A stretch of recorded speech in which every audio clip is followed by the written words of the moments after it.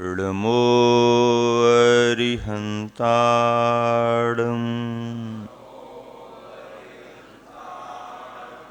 ऋडमो सिद्धाडम्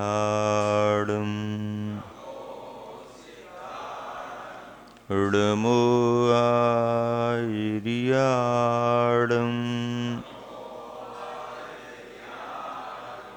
ऋडमो वज्झायाडम्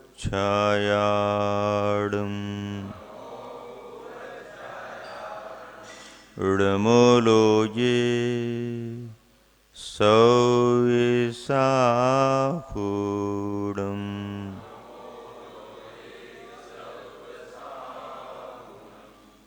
पंच परमेष्टि भगवान की, अहिंसा परमो धर्म की, देवादिदेव 1008 श्री शांतिनाथ भगवान की, अध्यात्म शिरोमणि आचार्य कुंद कुंद महाराज की, गुरुवर आचार्य श्री विद्यासागर जी महाराज की जय।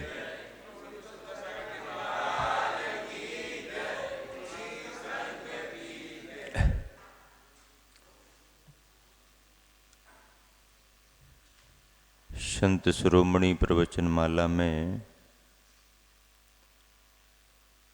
गुरुवर आचार्य श्री की जीवन यात्रा निरंतर आगे बढ़ रही है।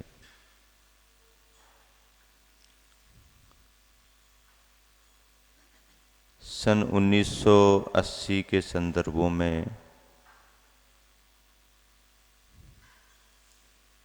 सिद्ध क्षेत्र मुक्तागिरी का प्रवास और चातुर्मास की स्थापना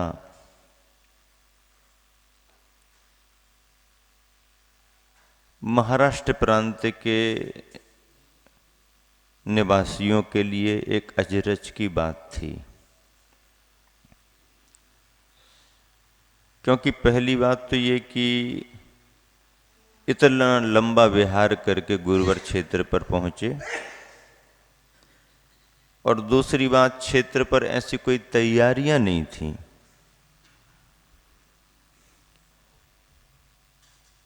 आचार्य श्री का मन क्षेत्र पर ही चातुर्मास करने का था। समाज सहयोगी बनी, क्षेत्र की भव्यता, रमणीकता, प्राकृतिक वातावरण, चर्या की निर्दोषता और स्वतंत्रता अपने आप में गुरुवर के लिए महत्व की थी। चतुर्मास में तो संदर्भ अनेक बनते हैं, परविराज पर्यूषण जैसे कार्यक्रम संपन्न होते हैं, सभी होता है, लेकिन वह वर्ष गुरुवर आचार्य श्री की साधना और स्वाध्याय में जितना महत्वपूर्ण रहा, उतना महत्वपूर्ण मेरे जीवन के लिए भी रहा, क्योंकि मेरा संघ में प्रवेश ही सिद्ध क्षेत्र मुक्तागिरी में हुआ।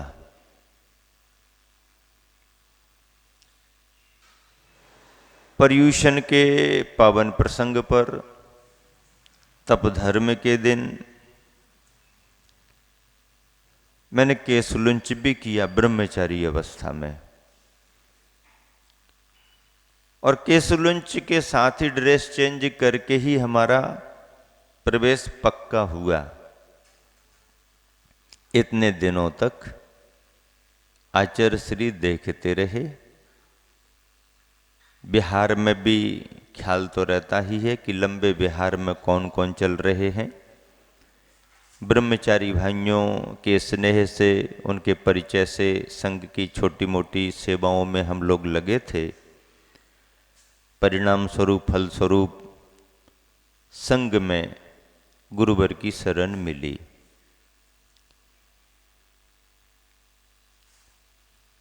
चतुर्मास में 1-2 ब्रह्मचारी और आए, वो भी सम्मिलित हुए। निर्धारित समय पर गुरुवर आचार्य श्री ने स्वाध्याय प्रारंभ कराया। और प्रारंभिक स्वाध्याय के लिए कहें प्राइमरी के विद्यार्थियों के लिए तो संघ के महाराज जियों को ही जिम्मेदारी सौंप देते हैं। और हम लोगों का सौभाग्य कि गुरुवर के आशीर्वाद से, उनके निर्देश से मुनि श्री समय सागर जी महाराज जी ने हम लोगों का अध्ययन कराना शुरू किया। रत्न करंडक श्रावकाचार्य के श्लोकों का उच्चारण, तत्वार्थ सूत्र के सूत्रों का पाठ और छोटा छोटा सामान्य से अर्थ। महाराज जी तो बहुत कुछ बता सकते थे, लेकिन समझने वालों की भी उतनी योग्यता तो हो।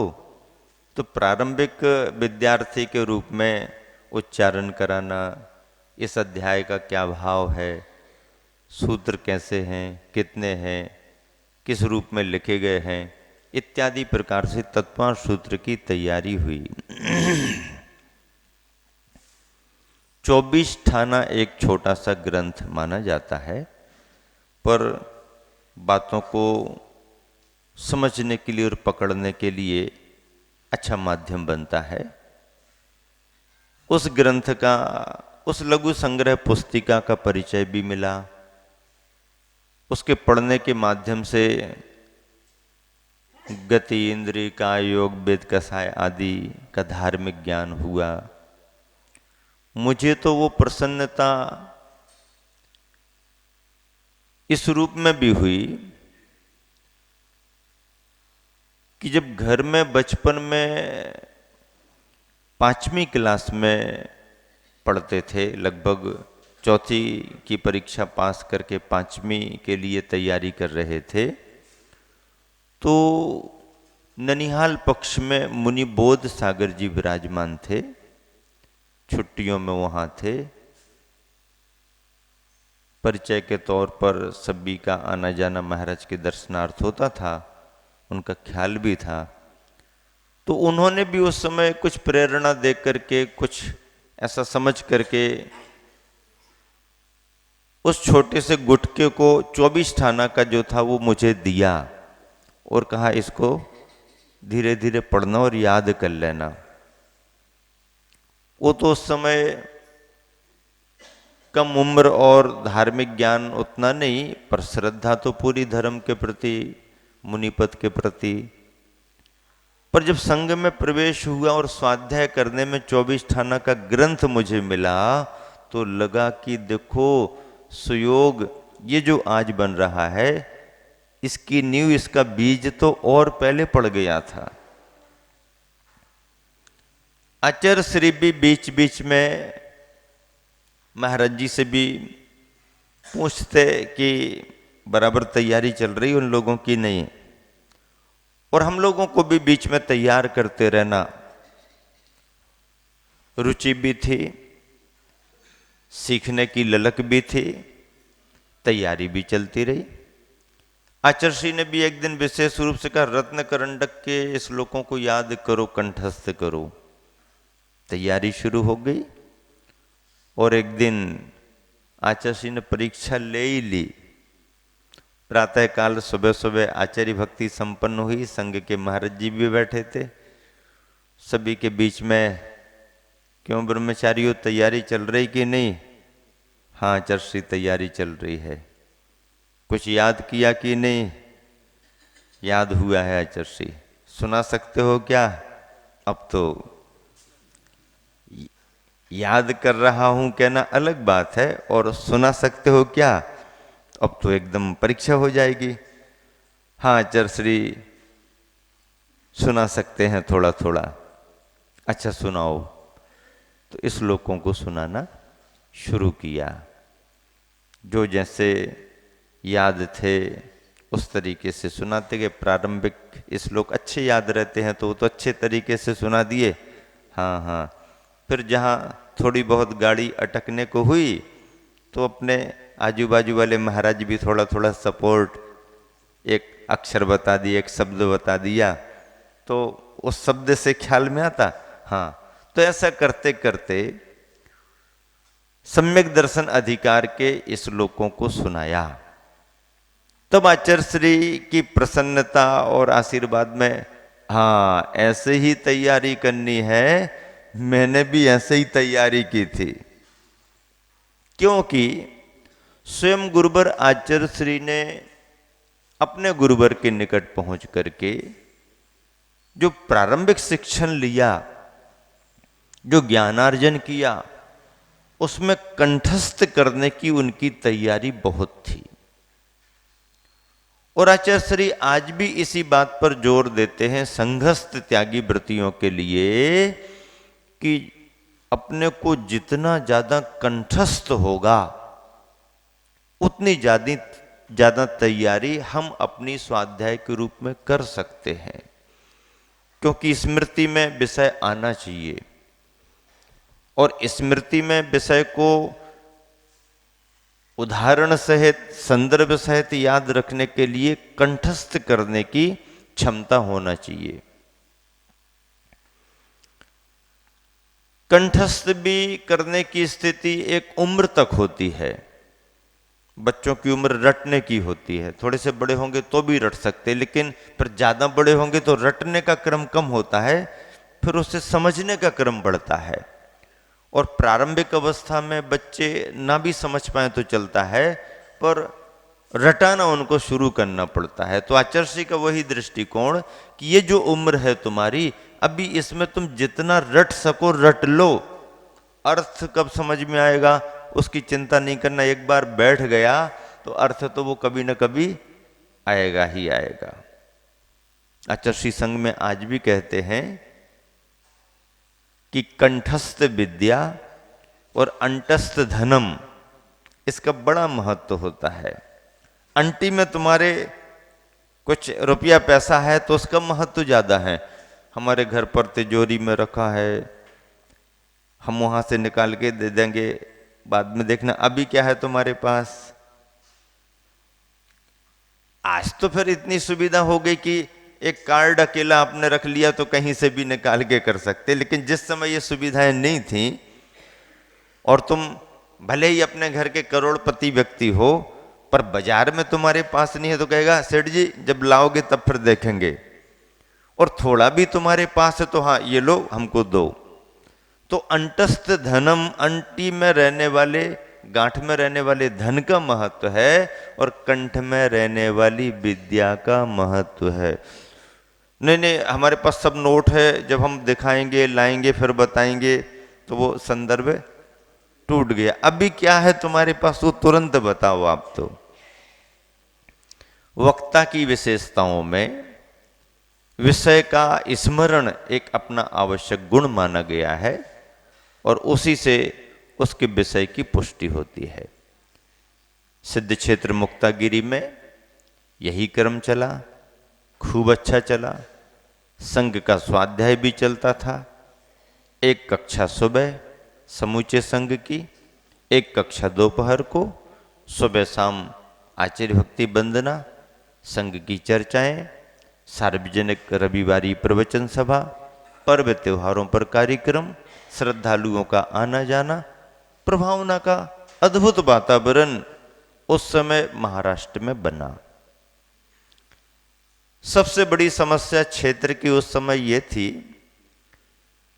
कि क्षेत्र का पहाड़ी भाग मध्य प्रदेश के हिस्से में आता है और सारा प्रबंध जो कि आवागमन महाराष्ट्र में से ही होता है, रास्ता महाराष्ट्र से है, तो महाराष्ट्र सरकार के हाथ में। और इस कारण दो प्रदेशों की व्यवस्था होने से क्षेत्र पर बिजली आ ही नहीं पा रही थी, अनेक अड़चनें। क्योंकि मध्य प्रदेश के पहाड़ी भाग का अंतिम छोर, फिर ढलान, और इस तरफ से निकल करके महाराष्ट्र के खरपी और परतवाड़ा गांव से जुड़ना और सारा आवागमन प्रबंध महाराष्ट्र का। अनेक वर्षों से कमेटी वाले प्रयासरत थे, सफलता मिल नहीं रही थी।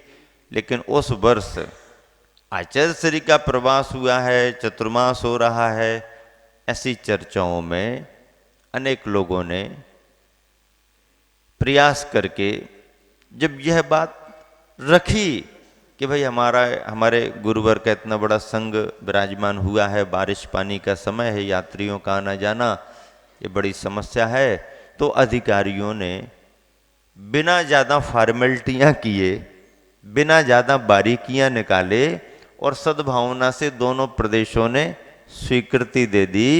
और सन 80 के उस वर्ष में पहली बार उजाला विद्युत का क्षेत्र पर पहुंचा। लोगों को एक स्मृति का विषय बना, ठीक लगा कि क्षेत्र के विकास में आवश्यक था। उस प्रवास में एक बहुत प्रेरक संदर्भ घटा। जिनेंद्र वर्णी का नाम अपन सभी जानते हैं, स्वाध्यायी साधक के रूप में, जैनेन्द्र सिद्धांत कोश के संपादक और संयोजक संकलक कर्ता के रूप में बड़ा नाम था समाज में। लेकिन सन 1980 के पहले पहले तक, जबकि गुरुवर आचार्य श्री की दीक्षा 1968 में हो चुकी थी, ये योग नहीं बना उनका।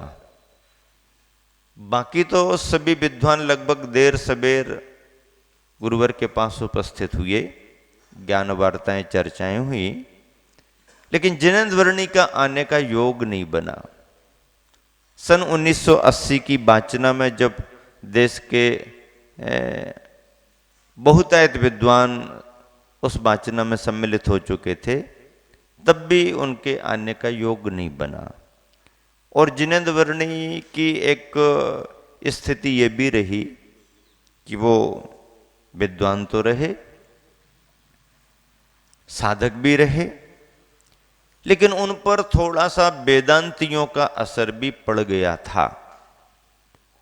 और वेदांतियों की मान्यता से थोड़े से उनके मन में कन्फ्यूजन भी आ गए थे। अनेक अन्य मतावलंबी साधकों के साथ रह करके भी उन्होंने चर्चाएं की और बहुत सारा समय साधना में बिताया भी। पर चूंकि पारंपरिक घुट्टी में उनको जैनत्व मिला था, तो उससे हटने की बात तो थी नहीं। पर ज्ञानी को ज्ञान की बातों में कहाँ कैसा प्रभाव पड़ जाए ये कुछ कहा नहीं जा सकता। थोड़ा थोड़ा रंग, थोड़ा थोड़ा असर उन पर दिखने लगा। विनोबा जी से भी परिचित थे, प्रभावित थे। विनोबा जी के आश्रम वर्धा के पास पवनार में उनका आना जाना भी रहता था। सन 80 के मुक्तागिरी के चतुर्मास की चर्चा समूचे महाराष्ट्र में फैली, वर्धा तक गई। और इसी चतुर्मास के दौरान उनका पवनार आश्रम आना हुआ। उनके अंतर्मन में क्या भाव छिपा था ये तो कौन जाने। संभवतः ये भी रहा होगा, नाम तो उन्होंने आचार्य श्री का सुन रखा था कि भाई चलो महाराष्ट्र में चातुर्मास हो रहा है, नागपुर वर्धा के निकट हो रहा है, आश्रम में जाना होता ही है। आश्रम में आश्रम का जाना हो जाए और निकट में आचार्य श्री, ऐसा भाव लेकर के वो वहां तक आए हों, या वहां अपने किसी प्रयोजन से आए हों और फिर जानकारी मिली हो कि निकट ही क्षेत्र पर आचार्य श्री भी हैं। वर्धा से उन्हें जानकारी मिली कि आचार्य श्री मुक्तागिरी में विराजमान हैं। उनका मन हुआ, नाम तो बहुत सुन रखा है, एक बार चल करके देखें तो। ज्ञानी थे, पर मुनि और त्यागियों से लगभग दूर रहा करते थे। और ऐसा कोई उनके उस वर्तमान के समय में योग नहीं बना कि वो कोई विशेष रूप से सक्रिय होकर के, प्रयासरत होकर के किसी मुनि संघ में जाएं या चर्चाएं करें। दिल्ली में संगीति की बात अलग थी कि दोनों समुदाय के मान्य आचार्य थे, विद्वान थे, वो एक विद्वत समाज के नाते उनका काम था। अलग से आना जाना उनका संगों में नहीं था। और वो भी एक अच्छे गुरु की तलाश में थे। ऐसा उन्होंने बाद में भाव प्रकट किया।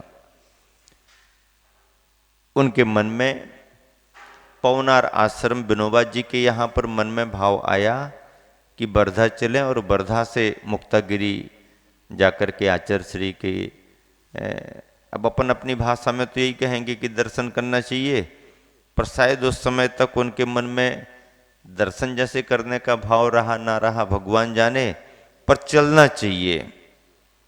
वो मुक्तागिरी आए।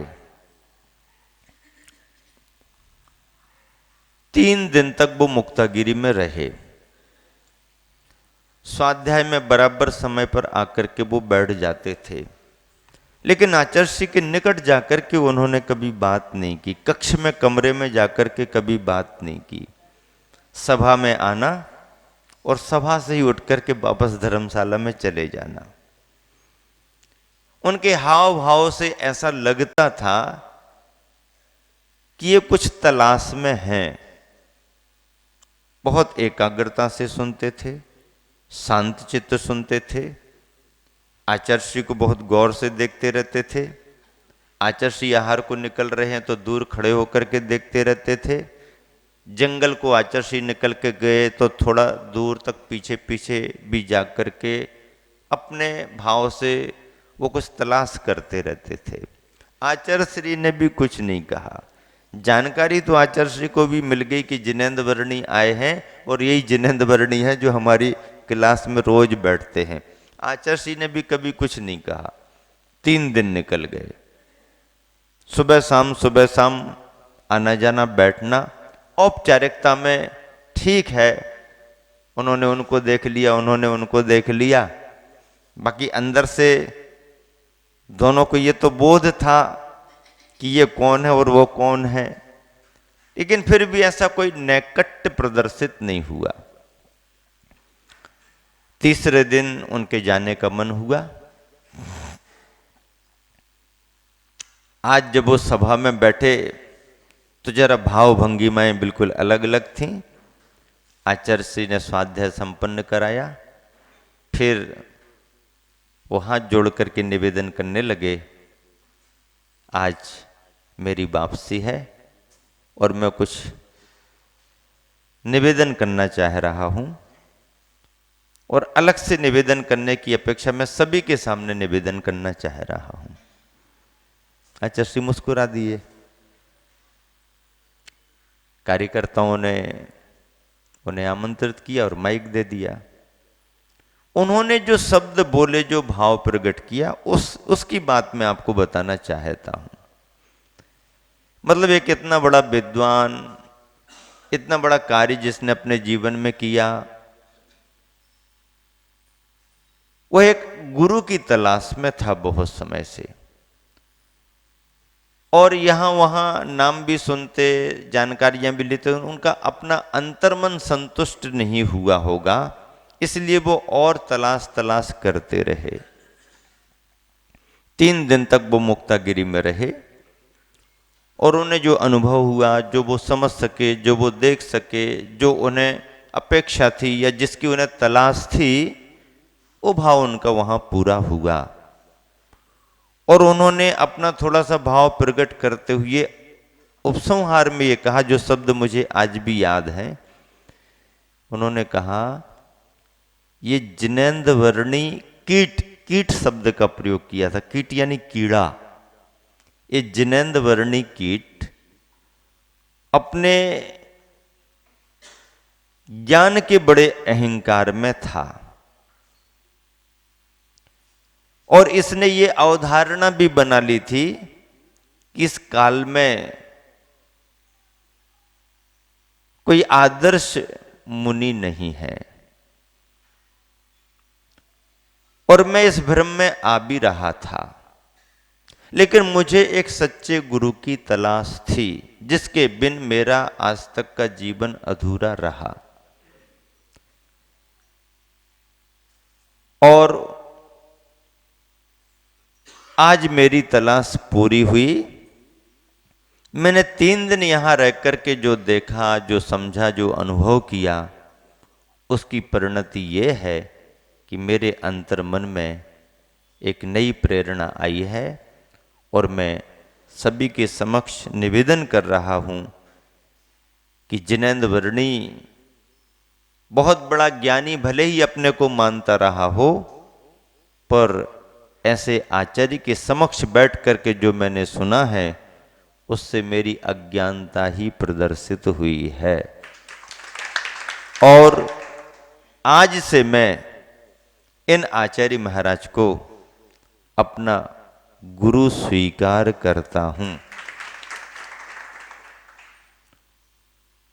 वो क्षण, वो दिन था कि जिनेंद्र वर्णी ने गुरुवर के जो चरण पकड़े, फिर संलेखना के आखिरी समय तक छोड़े ही नहीं। फिर ना उन्हें कहीं जाने की जरूरत पड़ी, ना उन्हें कहीं कुछ करने की जरूरत पड़ी, और उन्होंने फिर गुरुवर के पास बैठकर अपने सारे निवेदन कर लिए। और निवेदन यह भी किया कि उम्र को देख करके, मेरे स्वास्थ्य को देख करके मैं चाहता हूं कि आपके चरणों में ही मेरा समाधि मरण भी हो। आचार्य श्री ने बहुत भावपूर्वक उनके भावों को स्वीकार किया और कहा कि भावना अच्छी है, लेकिन इसके लिए अभी आपको दिनचर्या बनाना पड़ेगी, कुछ अभ्यास आगे बढ़ाना पड़ेगा, फिर आगे मैं आपको मार्गदर्शन दूंगा। कब दोगे, कहाँ दोगे, अब इसकी चिंता करने की आपको जरूरत नहीं है। क्या करूं फिर? तो आचार्य श्री ने उन्हें निर्देश दिए, जानकारी ली। तो जैन सिद्धांत कोश के 5वें भाग का संपादन चल रहा था, बड़ा कठिन काम था। आचार्य श्री ने कहा 1 साल के अंदर अंदर आप इस काम को संपन्न करो और लेखन कार्य से सबसे पहले आप फ्री हो, उसके बाद फिर आपको मार्गदर्शन देंगे। बराबर वो संपर्क बनाए रखे, आचार्य श्री उन्हें मार्गदर्शन देते रहे और धीरे धीरे उनका अभ्यास बढ़ने लगा। और आगे बढ़कर के आचार्य श्री ने पूर्ण मार्गदर्शन दे करके फिर आगे कब क्या हुआ उसकी चर्चा उसी समय आएगी जिस समय जो प्रसंग घटित हुए हैं। मुक्तागिरी के संदर्भ को मैंने आपके सामने रखा। मुक्तागिरी के उस चतुर्मास में गुरुवर के काव्य साहित्य की एक श्रीवृद्धि हुई और नर्मदा का नरम कंकर जो कविता संग्रह था बहुत अच्छे संपादन के साथ उसका प्रकाशन हुआ। और महाराष्ट्र में ही मुक्तागिरी के निकट अमरावती के एक सुभाष चंद्र जैन करके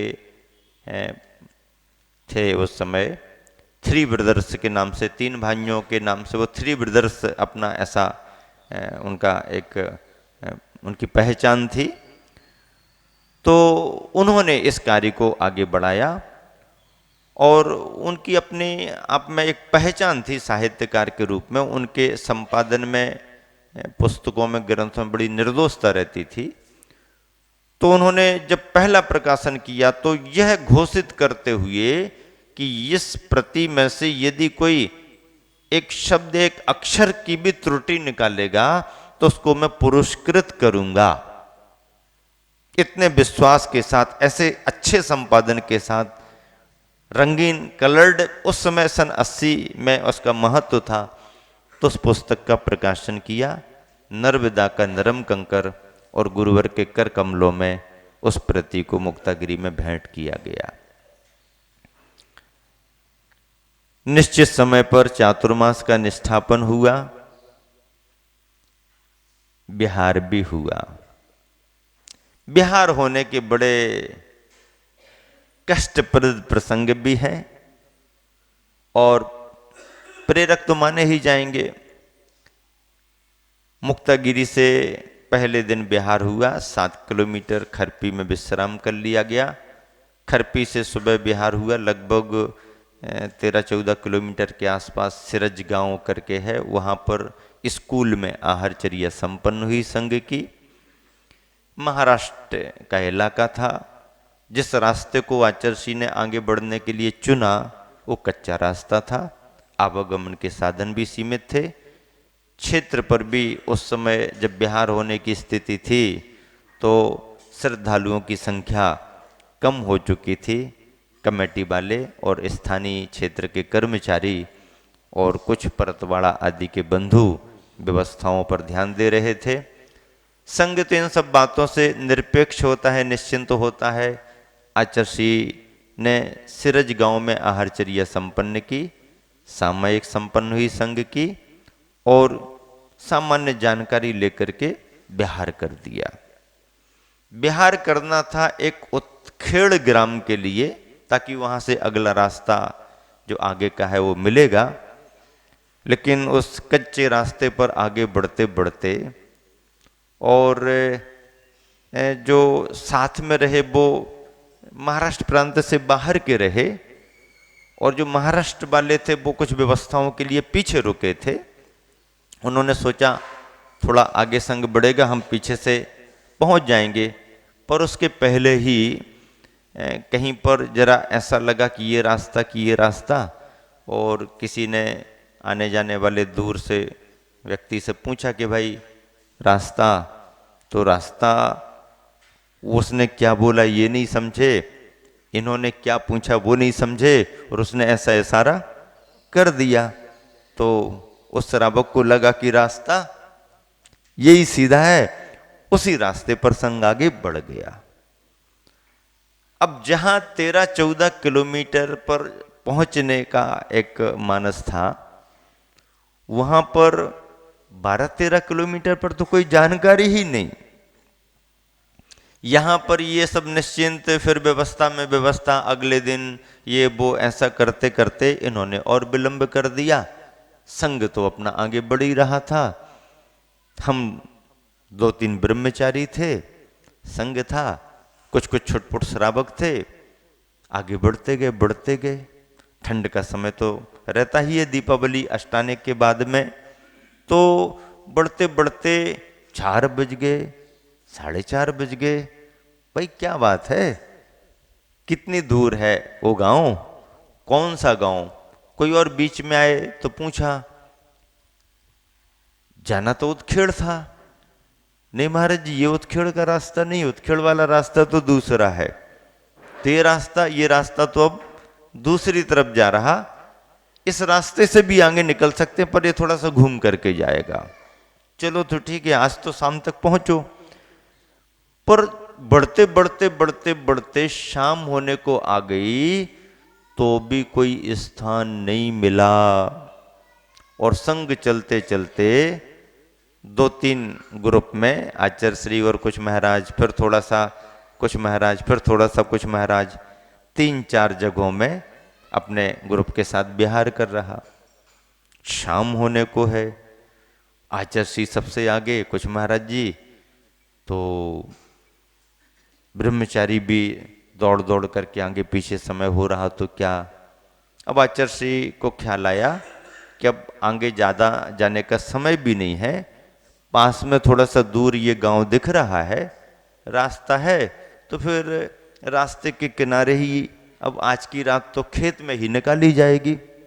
वो गांव, वहां तक पहुंचना और फिर अपरिचित, यहीं रुकेंगे, समय भी हो गया। आचार्य ने चुन लिया, सब उजाला है, देखो जरा। वो खेत एक खलियान जैसा था, सामान्य से गेट ऐसा लकड़ी का लगा हुआ था, खुला था, अंदर लिपा पुता स्थान। और जो किसान अपने रात्रि विश्राम के लिए जो घास फूस का एक ऐसा वो बना लेता है, वो दिख रहा था। तो किसी महाराज जी ने इशारा किया कि देखो वो जगह यदि खाली हो तो रात ठीक रहेगी। देखिए थोड़ा सा ऐसा ओट वोट का बना हुआ था। आचार्य श्री बोले, बस आज तो फिर यहीं पर रात्रि विश्राम होगा। और महाराज जी वगैरह यूं ही बैठ गए। अब मुझे लगा कि ये स्थान तो निश्चित हो गया, लेकिन पीछे वाले महाराज कहाँ हैं? उस समय संग में रहने वाले ब्रह्मचारी अशोक भैया जी को पैर में मोच आ जाने के कारण वो विहार नहीं कर रहे थे। और एक श्रीकांत जी ब्रह्मचारी थे, वो महाराष्ट्र के ही थे, आए थे, पर उनका स्वास्थ्य उतना अनुकूल नहीं था, तो आचार्य ने उन्हें वहीं पर रुक जाने का कह दिया, तो वो वहीं रुके थे। और एक कर्नाटक का कम उम्र का बालक आया था, सुरेश करके, तो वो भी इतना आगे बढ़ने और चलने की स्थिति में नहीं था, तो वो पीछे वाहन के लिए रुका हुआ था। और मैं अकेला पूरे संग में, एक ब्रह्मचारी और इतने महाराज। पीछे जाकर के देखा तो 3-4 महाराज जी थोड़े से दिख रहे हैं, शाम हो रही है। महाराज जी बोले हमने अपनी जगह देख ली है। और महाराज जी कहाँ हैं? बोले और थोड़े ही पीछे होंगे, पीछे ही हैं। और थोड़े आगे गए, महाराज जी आचार्य आगे रुक गए हैं, स्थान तो कुछ नहीं है, खेत में ही है आप। बोले हम भी रास्ते में कहीं देख लेते हैं। ऐसा करके 3 जगहों में संग रुक गया। पीछे वाले संघों को एक खेत में कोई पेट्रोल, ये जो अपने पंप होते ना, पंप हाउस, ऐसा कोई स्थान था। वहाँ कोई एक ग्रामीण था, हाँ बाबा जी रुक सकते हो, रुक गए। पीछे और जहाँ जो भी इंतजाम मिला, गांव और मकान कहीं नहीं मिले, जिसको जो भी अपने हिसाब से जगह मिले रुकना है। ऐसा होते करते करते ये मालूम हो गया कि संघ कहाँ कहाँ रुका है और अंधेरा हो गया। अब क्या करें, यहाँ देखें कि वहाँ देखें कि वहाँ देखें। चलो आचार्य श्री के यहाँ पर थोड़ा सा देखें, सर्दी का समय है, अभी इंतजाम कर लिया जाए, जब कोई आएगा पता लगाते लगाते बात करेंगे। तो इंतजाम और जो हो सकता था, जवार के सिट्टे जो ऐसे गट्ठे बने हुए रखे रहते हैं, वो थोड़े खोले, उनको भी आगे पीछे लगाया। जमीन यूं ही है, थोड़ा सा नहीं है तो इसको थोड़े बिछा दो, मना कर दिया। उससे अच्छी तो जमीन ही है, क्योंकि वो और ऐसे वैसे, चलो कोई बात नहीं। महाराज अपनी अपनी जगह बैठ गए, यूं ही थोड़ी साफ सफाई मिट्टी का ऐसा तो था ही, उस पर बैठ गए। रात्रि होने को थी, जो पीछे लोग थे वो भी चिंतित हो गए, वो सब उत्खेड़ पहुंच गए। सामान मामान, चटाई पाटा ये वो लेके वहां पहुंचे होंगे, वहां कुछ मिला नहीं। संग यहां तो आए नहीं। अरे उनको भी चिंता हो गई, इतना कोई संपर्क सूत्र मोबाइल के जमाने ऐसे नहीं थे, और फिर संग में कोई है ही नहीं, तो फिर किसको पूछें, किसको क्या करें। चिंतित हुए, पता लगाते लगाते जो भी उनके पास साधन थे, उनके माध्यम से इस गांव उस गांव, और आने जाने वालों से ये मालूम चला कि दोपहर को उस रास्ते पर हमने आपके महाराज जियों को देखा है। वह अंदाज लगा के उन्होंने रास्ता बदला, और पता लगाते लगाते वो अंबाड़ा गांव में शाम को रात में आए। अब रात में आए तो उनको मालूम चल गया कि रास्ते पर संग रुका हुआ है, तो वो अंबाड़ा गांव से लालटेन जला करके और आचार्य जी का नाम लेकर के जय जयकार लगाते हुए आ रहे। तो अपन को आवाज सुन करके लगा कि श्रावक आ गए हैं।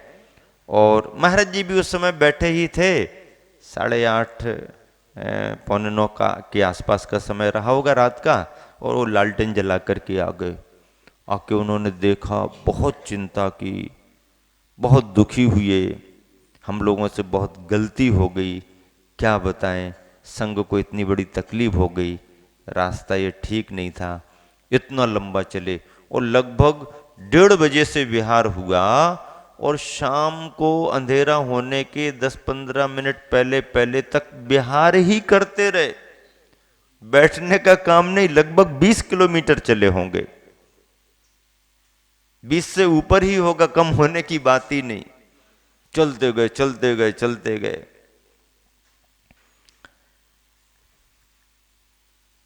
चटाई वगैरह लाए, जो भी इंतजाम थे वो किए, लेकिन संग तो संग ही था।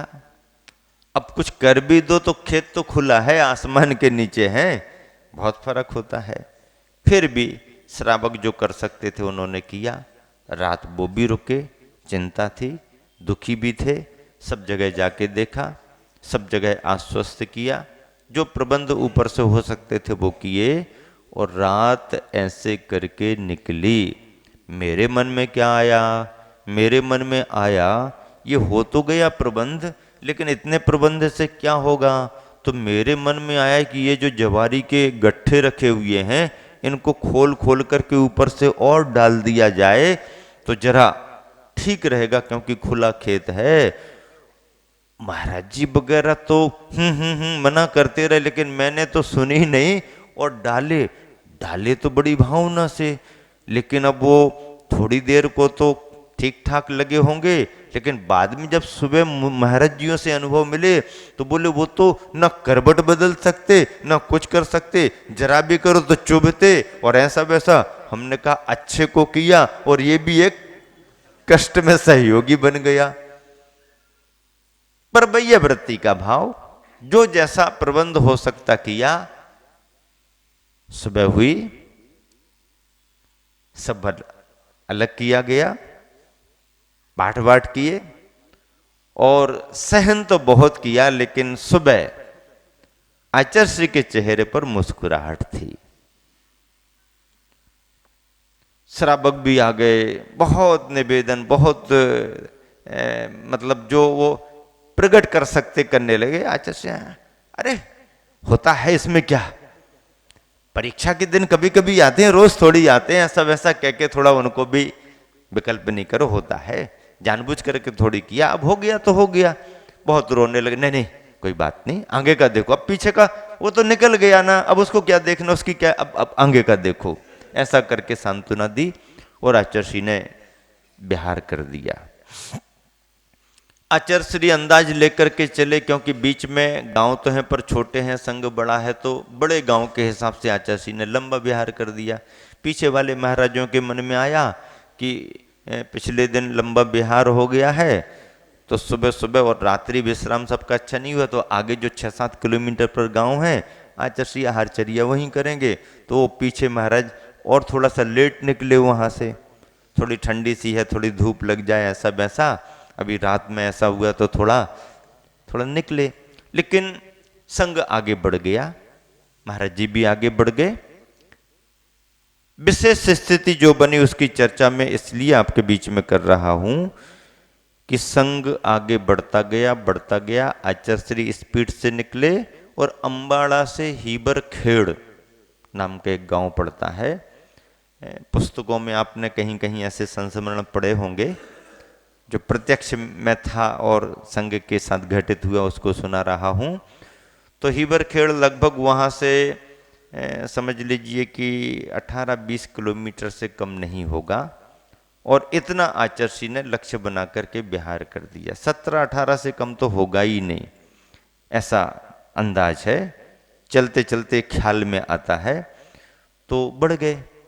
अब पीछे स्थिति ये बनी कि आज वर्तमान के जो अपने सुधा सागर जी महाराज जी हैं, नाम से जाने जाते, वो समय क्षुल्लक परम सागर जी थे और स्वास्थ्य की उनको कुछ अनुकूलता नहीं बनी।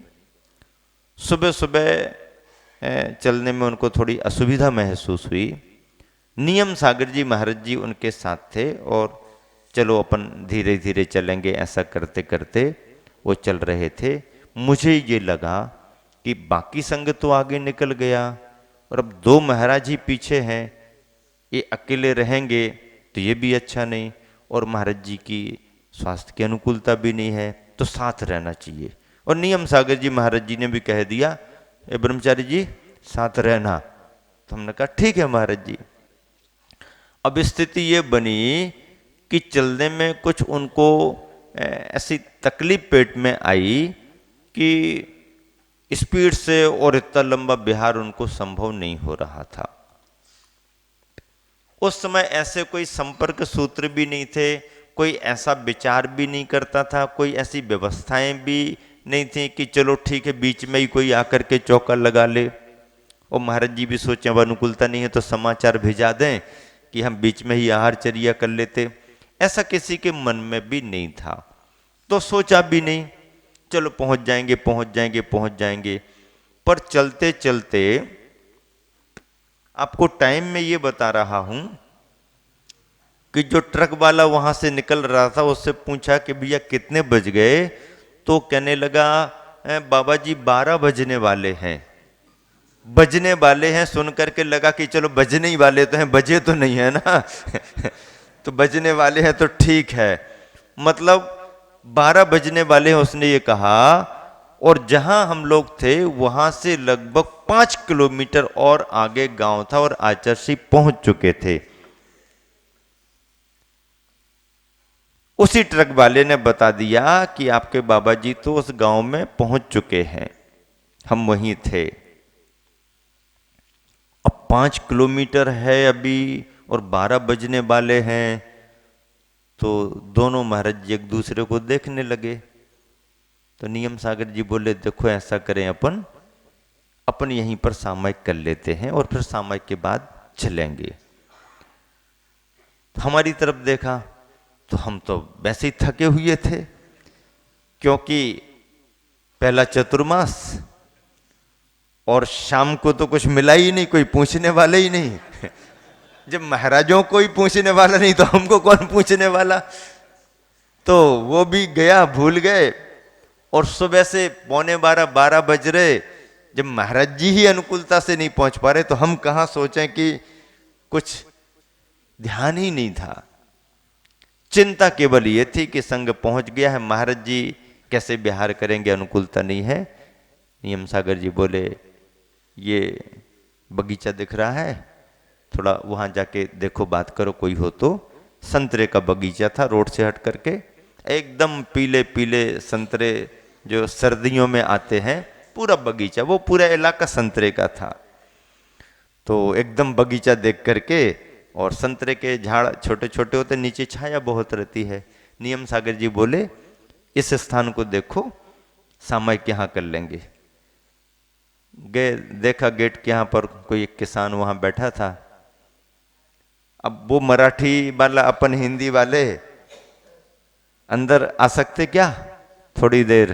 तो उसने देखा, अब धोती दुपट्टे का फर्क पड़ता है, कौन है वो आकर के आगे आया, देखा महाराज जी दिख रहे, उसने इशारा किया आओ बाबा जी आओ, खोल दिया। महाराज जी अंदर जा करके संतरे के पेड़ के नीचे अच्छा स्थान देख करके सामायिक को बैठे। हमने सोचा अब अपन फ्री हो गए, अपन एकदम लेट गए, लंबी सामायिक हिम्मत ही नहीं, महाराज जी सामायिक करें, अपन तो आराम कर लो। 1 बजे जब वह उठे और उठ करके हमारे पास आए, बोले चलो ब्रह्मचारी अभी और चलना है। अपन उठे, चलो महाराज जी चलो चलो। लेकिन तब तक श्रावकों ने भी संपर्क बना लिया और सूचना दी कि आचार्य श्री को समाचार मिल गया है, और आचार्य श्री ने कहा कि आराम आराम से विहार करके आ जाओ, कोई बात नहीं। तो हम लोगों ने पूछा आचार्य श्री का आहार तो संपन्न हो गया ना, संघ का आहार तो अच्छे से हो गया? पूछना तो पड़ता है, श्रावक आया, संघ का आहार तो अच्छे से हो गया। बोले नहीं, अभी संघ का आहार ही नहीं हुआ। आहार नहीं हुआ क्यों? बोले नहीं, आचार्य श्री ने जैसे ही उनको समाचार मिला कि अभी 4-5 किलोमीटर पीछे और अनुकूलता नहीं है, तो श्रावकों ने कमंडल तो भर दिए थे, लेकिन आचार्य श्री ने कहा नहीं, सभी महाराज जी को आ जाने दो, उसके बाद आहारचर्या करेंगे। ये विशेषता संघ के आचार्य की होती है।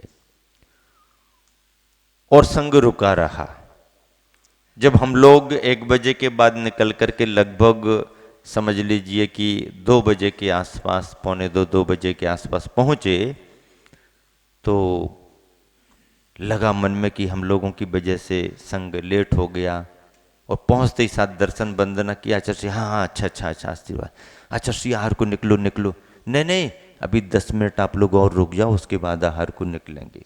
10 मिनट रुकने का समय दिया, फिर संकेत लिया, ठीक है अनुकूलता तो है ना? हाँ अनुकूलता है। तब आचार्य श्री आहार को निकले।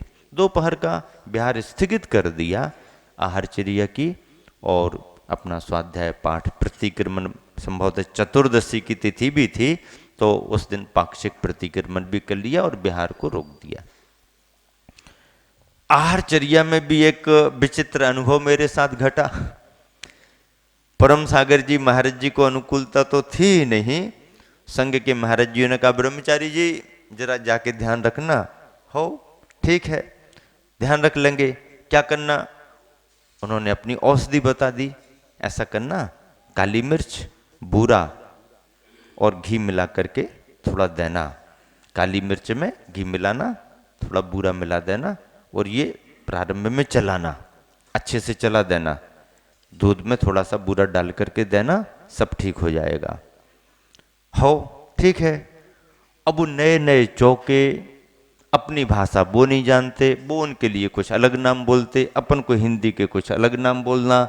और जब कभी भी नए चौके लगते हैं तो अनभ्यस्त लोग रहते हैं तो थोड़ा सा तरीका बदलता है, कुछ समझ में नहीं आता है। तो गए तो अपन ने पूछा तो उनने क्या बताया अपन नहीं समझे। अपन ने सोचा पूछो पाछो नहीं, थाली में जो कुछ भी रखा है या देख लो। 2 कटोरियां, दोनों में सफेद सफेद रखा हुआ है, एकदम सफेद सफेद दोनों का बिल्कुल। अब अपन को लगा कि ठीक है, उनसे पूछा भी तो उन्होंने इशारा कर दिया।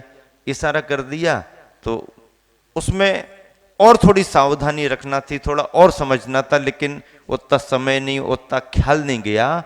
और जो प्रयोग किया तो प्रयोग ऐसा उल्टा हो गया कि जहां काली मिर्च और बूरे में, काली मिर्च और घी में बूरा मिलाना था, वहां काली मिर्च और घी में नमक डाल दिया गया।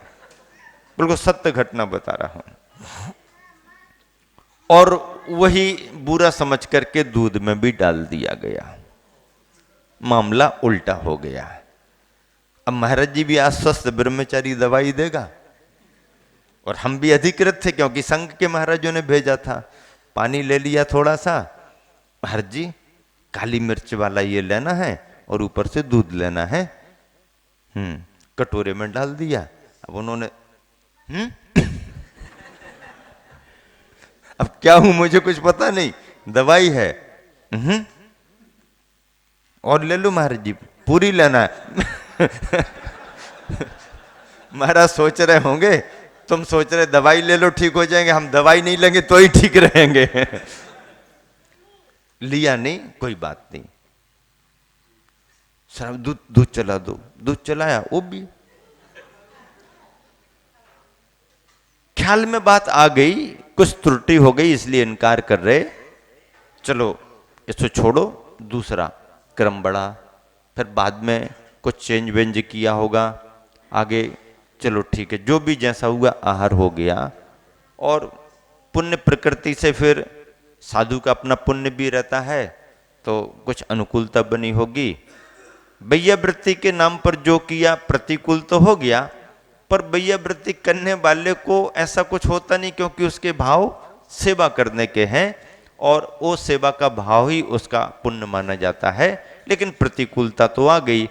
दोपहर को ये भी संदर्भ एक जरा ब्रह्मचारी की हंसी लेने का निकल गया, क्यों भैया क्या किया कैसा किया, अब वो कुछ समझ में नहीं आया, ऐसा वैसा रहा, हो गया। लेकिन आने वाले दिनों में अनुकूलता बनी और बिहार पूरे संघ का अच्छा हुआ।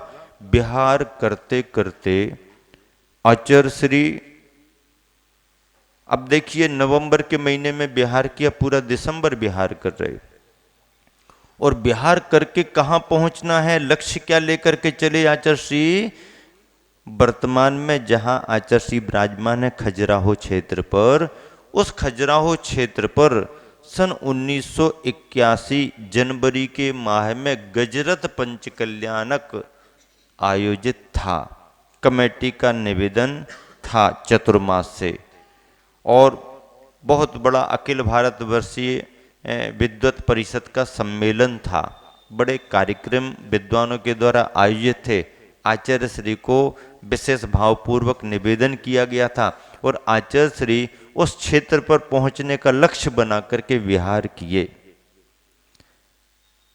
मुक्तागिरी से खजुराहो लगभग 700 किलोमीटर के ऊपर ही पड़ेगा, कम नहीं पड़ेगा। इतना लंबा बिहार, और पूरा ठंड ठंड सर्दी सर्दी में, और संघ के साथ कोई व्यवस्था स्थायी प्रबंध के रूप में नहीं थी। जिस गांव से निकले उन गांव वालों ने जितना जो भी कर दिया, ब्रह्मचारी ने बातचीत करके जो भी करा लिया, या गांव वालों ने जितना ध्यान रख लिया, जिस गांव तक ध्यान रख लिया, संग ऐसा विहार करता गया। सुबह शाम सुबह शाम सुबह शाम विहार चलते रहे। और जिस रास्ते से आचार्य श्री आगे बढ़े, लगभग उसी रास्ते पर थोड़ा सा छोड़ करके, क्योंकि लौटते समय आचार्य श्री कुछ समय रामटेक जी में रुके 1 सप्ताह के लिए और आगे विहार किया, और दूसरे रास्ते से निकल करके सिवनी पहुंच करके सिवनी से वही रास्ता हो गया। यहां पर जिस रास्ते से आगे बढ़ना था, मौसम की प्रतिकूलता बन जाने के कारण रास्ते भी अनुकूल नहीं लगे, क्योंकि ग्रामीण भाग से बिहार ज्यादा किया और खजुराहो समय पर पहुंचना है, बिहार हुआ। एक जगह वैयावृत्ति के मामले में फिर एक असुविधा हो गई, और ऐसे सर्दी के बिहार में दिसंबर के महीने में जो थोड़ी थोड़ी बारिश होने लगती है, ठंडी हवा, और जो मौसम बिगड़ता है जनवरी के पहले और दिसंबर के अंत में, उस समय मौसम की प्रतिकूलता तो बिहार में थी, खास करके सुबह के बिहार में तो रहती थी, और उसका असर धीरे धीरे आचार्य श्री के स्वास्थ्य पर आ गया। सर्दी ने थोड़ा जोर पकड़ लिया और उससे थोड़ा सा अब कुछ न कुछ पाचन तंत्र भी बिगड़ता है। ऐसा होने पर संघ के महाराज जियों ने फिर मुझे अधिकृत किया, ऐसा करना आप जाके, और ऐसा ऐसा करना, आचार्य के सामने सामने नहीं करना, लेकिन एक करना ही करना है, और हम आपको बता रहे हैं आचार्य के स्वास्थ्य के अनुकूल यही रहेगा, और ऐसा आपको जाके करना है। श्रावक नहीं समझ पाते हैं, आपको एक करना है, क्योंकि बिहार चल रहा है, रोज बिहार हो रहा है। ठीक है, क्या बताया गया मुझे ये बताया गया कि मुनक्का को साफ करके बीज निकाल करके थोड़ा पीस करके दूध में मिला देना है, और वो दूध आचार्य को चलाना है। ठीक है, पहले पहले ही चलाना है। ठीक है, आहार में क्या करना है? कुछ नहीं करना, वो श्रावक सब समझते हैं, कर लेंगे। आपको तो केवल इतना करना है कि वहां जाकर के नींबू को लेना, 2 भाग करना, थोड़ा सा उसको गर्म कर देना, और हींग को, थोड़ा सूखी हींग जो होती है उसको थोड़े से टुकड़े बना लेना, और उसको ऊपर रख करके बस उसको थोड़ा नींबू को गर्म करके और दाल में उसका रस दे देना है। ठीक है, ये तो सरल काम है। नींबू के 2 भाग करने हैं, हींग को थोड़ा सा कूट करके टुकड़े बनाने, 2-4 टुकड़े रख करके उसको थोड़ा सा सेंकना है, और रस निकाल करके दाल में डाल देना है। बस इतना ही करना ना, हाँ इतना ही करना, अच्छे से कर देना। ठीक है, अपन चले। कभी कुछ काम किया हो तो जाने, कभी कुछ बनाया हो तो जाने, किसकी प्रकृति किस में विरुद्ध हो जाती है तो जाने। पढ़ाई लिखाई का समय, बना बनाया मिलना, खाना पीना पढ़ना लिखना, चौके चूल्हे का काम कभी किया हो तो जाने, कुछ मालूम नहीं। फिर भक्ति भाव, सेवा वैयावृत्ति का भाव, नए नए संग में है, जवाबदारी है, इतने महाराज हैं, अपना काम है, कर्तव्य है, ब्रह्मचारी की ये ड्यूटी होती है। ऐसा सोच करके बड़े उत्साह से, अभी तो छोटे महाराज जियों के लिए मौका, आज तो आचार्य के पास जाना है, करूंगा, जरूर करूंगा। चुपचाप धीरे से पीछे पीछे आचार्य ना देख पाए और अंदर चले गए, और फटाफट फटाफट क्या किया, पहले नींबू को तैयार करना है, तो थोड़ा सा हिंगड़ा निकालो, ये वो करके उसके टुकड़े किए और उसको रख के, हाँ अब इसको तैयार करो, दूसरा काम हम करते हैं। मुनक्का लाओ, फटफट ऐसे की, फिर मुनक्का उसी में डाल करके मुनक्का निकाली, दूध बन। अब वो परिणति क्या हो गई? परिणति ये हो गई कि पहले मुनक्का पीस करके दूध में डाल देते तो प्रकृति अलग रहती, और वो जल्दबाजी में पहले हींग के टुकड़ों को उस पर कर दिया और बाद में उसी पर मुनक्का पीसी। अब वो हींग की गंध मुनक्का में मिल गई और वो मुनक्का दूध में चली गई। अब हींग यदि मट्ठे में जाए तो प्रकृति अनुकूल बनती है, और हींग का संस्कार यदि दूध में चला जाए तो विरुद्ध होता है। अब बढ़िया तरीके से श्रावक को पकड़ा दिया, अपन अपने काम में लगे। श्रावक ने 1 गिलास में से 1 अंजुली दूध दिया, अब वो श्रावक क्या जाने, वो ब्रह्मचारी जी ने दिया है। अब आचार्य जी हींग की गंध आ रही दूध में तो विरुद्ध है। नहीं नहीं पूरा लेना है, पूरा लेना है आचार्य, पूरा लेना है, औषधि है। अंदर अंदर से आचार्य महाराज जी ने बताया था, हम तो आचार्य सोचे महाराज जी ने बताया वो तो ठीक है, लेकिन क्या किया है ये। एक अंजलि और देना चाह, थोड़ा बहुत लिया, मना कर दिया, क्योंकि न लेना ठीक लगा और देना भी नहीं चाहिए था, लेकिन सामने वाले को पता क्या, चलो हो गया। तुरंत आचार्य ने बंद किया, कुछ नहीं लिया, पानी वानी उसको थोड़ा सा जल्दी लेकर के टेस्ट चेंज किया, दाल वगैरह में वो सब ठीक ठाक, कोई बात नहीं, हो गया। आहार भी आचार्य ने अपने तरीके से, और अब कुछ असुविधा हो भी जाए किसी के द्वारा तो फिर पुण्य वर्गनाएं भी तो काम करती हैं, और अनुकूलता प्रतिकूलता जो भी हुआ आचार्य का आहार हो गया। वापस आए, बहुत देर बाद अपन भी वापस आए, तब तक संग में महाराजों की आचार्य की जो भी बात हुई हो, अपने पहुंचने पर वही महाराज जी देख ही रहे थे कि आने दो ब्रह्मचारी को देखते हैं। तो जैसे ही पहुंचे, क्यों भैया क्या किया तुमने, आपने जो बताया था वही तो किया है। नहीं नहीं वो तो उल्टा हो गया। क्या हो गया, दूध में तो हींग की गंध आ रही थी, दूध में हींग की गंध आ रही थी। तब मुझे ख्याल में आया उसमें तो डाली नहीं तो कैसे आई, फिर ख्याल आया कि वो अरे इस गलती की वजह से हो गया होगा, ध्यान रखना चाहिए, ऐसा ऐसा हो जाता है। अब चुप रह गए, चलो कोई बात नहीं, आचार्य के पास गए ही नहीं दर्शन करने। बाद में जब दोपहर को दिखे तो कुछ बोले नहीं, नमोस्तु आचार्य, मुस्कुरा दिए। अपन को समझ में आ गया कि बात तो सब हो गई। इस तरह से वैयावृत्ति में भी कभी जानकारी ना हो, कभी जल्दबाजी हो जाए, तो अनुकूलता बनने की बजाय प्रतिकूलता बन जाती है, और ऐसे ऐसे ही करके तो सीख पाते हैं, और फिर सीखने के बाद तो अच्छा होता ही होता है। प्रारंभिक जीवन के अनुभव जो एक संघ में रह करके एक छोटे से समय में आते हैं, उनकी चर्चाएं जब करते हैं तो ऐसा लगता है कि कैसा वो समय होगा, कैसे वो अनुभव होंगे, और सभी के साथ ऐसे अनुभव मिलते ही मिलते हैं। गुरुवर आचार्य का विहार हुआ, खजुराहो प्रवास हो गया। खजुराहो के प्रवास में क्षेत्र की वंदना हुई, पंच कल्याण की तैयारियां चल रही थीं, बहुत अच्छा प्रभावना का वातावरण बना, पर्यटक स्थल है।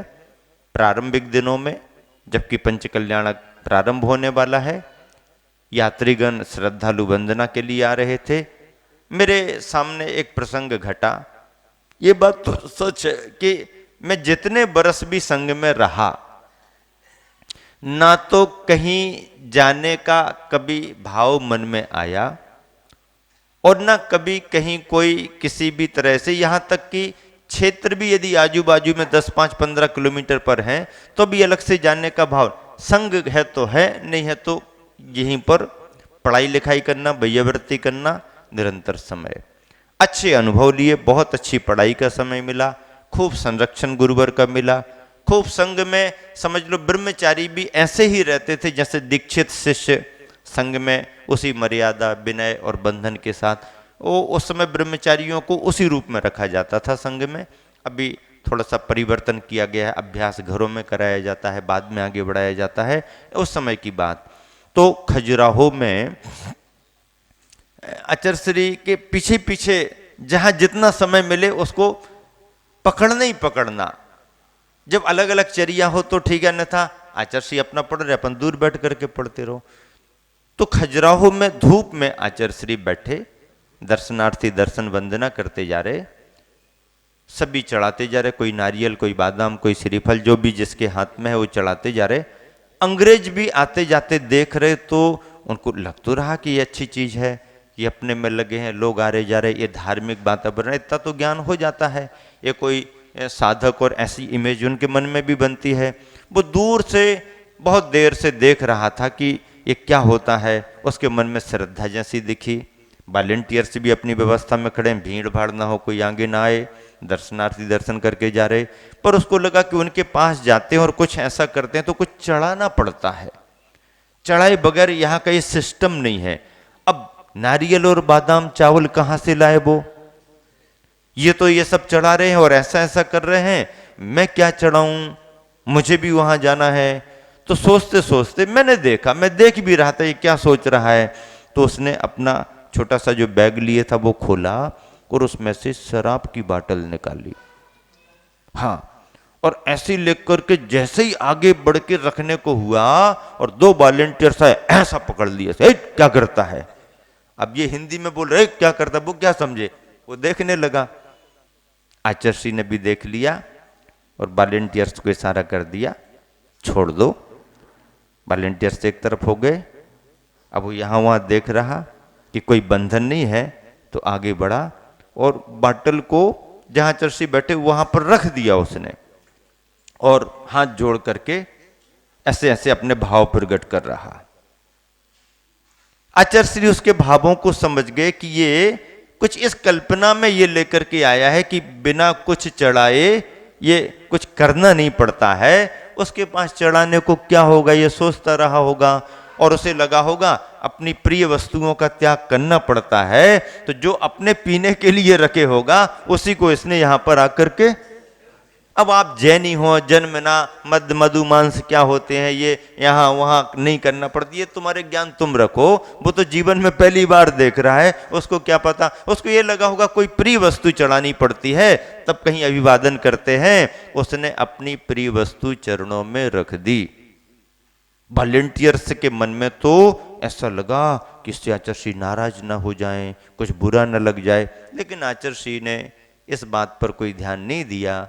आचार्य बहुत दूरदर्शी हैं, ऐसी बातों को भी वो पॉजिटिव ही लेते हैं। और फिर समझाया, अरे भाई उसके कुछ भाव रहे, उसने अपने भाव से किया। फिर आचार्य ने उसको थोड़ा अंग्रेजी में धीरे धीरे उसको क्या समझ सकता है ऐसा बताया। उसके समझ में कुछ बातें आई, फिर उसने अपनी भाषा में आचार्य से निवेदन किया। आचार्य ने थोड़ा मार्गदर्शन दिया और मद मधुमांस छोड़ने संबंधी प्रेरणा दी। उसे बात ख्याल में आई और अंतरंग से वो स्वीकार जितना भी कर सकता होगा वो स्वीकार करके आशीर्वाद लेके गया। ये मेरे सामने सामने की घटना है। ऐसे प्रसंग कितनी बड़ी प्रेरणा उसके जीवन की रही, या दिगंबर मुनि के अपने प्रभावना की रही। ऐसे घटते रहे। पंच कल्याणक का आयोजन चल रहा था। आसपास बादल घुमड़ घुमड़ करके आने लगे, क्योंकि जनवरी का समय संक्रांति के आसपास का, उसी से जुड़ा हुआ पंच कल्याणक, तो मौसम बिगड़ रहा था। आसपास से समाचार आ रहे थे बारिश पानी बहुत है, कहीं ओले भी गिर रहे, कहीं ये हो रहा, हवा भी चल रही। कमेटी वाले भी चिंतित हो रहे। दिन टलते गए, लेकिन एक दिन तो ऐसा हुआ कि संघ पूरा मंच पर पंडाल में है और तेजी से हवा और बादल घुमड़ घुमड़ करके आसपास बरसना शुरू कर दिए। अब स्थिति स्पष्ट है कि पंडाल भी तो वही है ना। आचार्य के ख्याल में आ गया, पंडित जी भी आ गए, आचार्य मौसम बिगड़ रहा है। आचार्य ने विचार किया, सब संघ की तरफ देखा और संकेत कर दिया, जाप करना शुरू करो। और संघ आचार्य और हम लोग जाप कर रहे, पंडित जी अपने मंत्रों को पढ़ते जा रहे। सारी समाज को कह दिया, अनाउंस कर दिया, नमोकार का जाप करो, पाठ करो। ऐसा करते करते जब संघ जाप करने को बैठ गया तो देखते ही देखते बारिश तो सब तरफ हो रही, लेकिन यहां तक नहीं आई और पूरा कार्यक्रम उस दिन का संपन्न हो गया। संघ बैठा देख रहा है, बारिश चल रही है, हवा यहां तक आ रही है, लेकिन एक बूंद पानी भी पंडाल पर नहीं आया। मैं स्वयं प्रत्यक्षदर्शी वहां पर था। कार्यक्रम संपन्न हुआ। आचार्य पंडाल से उठ करके क्षेत्र पर धर्मशाला में आ गए, कुछ नहीं हुआ, टल जाते हैं, प्रभाव चपेट में भी आ जाते हैं। तो कभी अपनी भावनाएं विशुद्ध हों और सामूहिक कोई पुण्य का योग बन जाए तो टल भी जाते हैं, और सामूहिक कोई अशुभ कर्म का उदय आ जाए तो सामूहिक चपेट में भी आ जाते हैं। ऐसा होता है। उस दिन सामूहिक पुण्य ऐसा उदय में आया कि वह संदर्भ वहां से टल गया। आचार्य ने बहुत बड़ी धर्म प्रभावना के साथ कार्यक्रम को संपन्न कराया और खजुराहो से भी विहार किया। खजुराहो से विहार करके कुंडलपुर क्षेत्र पर आकर के विराजमान हुए। आगे का संदर्भ आपको आगे सुनाया जाएगा, क्योंकि क्रमशः हम सभी गुरुवर की जीवन यात्रा को आगे बढ़ते हुए सुन रहे हैं। जीवन के प्रेरक प्रसंग, यात्रा के सुख दुख के वृत्तांत, प्रतिकूलता अनुकूलता की चर्चाएं जो बहुत सारी हमारे मानस से निकल जाती हैं, ख्याल में नहीं आती हैं या जानकारी ही नहीं है, ऐसे ही क्रमबद्ध तरीके से कोई संदर्भ बनते हैं तो गुरुवर के जीवन के अनछुए पहलू हमारे को ख्याल में आते हैं और यही हमारे जीवन के लिए प्रेरक प्रसंग बनते हैं। संत शिरोमणि प्रवचन माला निरंतर आगे बढ़ रही है। समय पर आप सभी लोग आकर के लाभ ले रहे हैं। निरंतर इस क्रम को आगे भी आप सुने, इसी शुभ भावना से विराम देता हूँ। महावीर भगवान।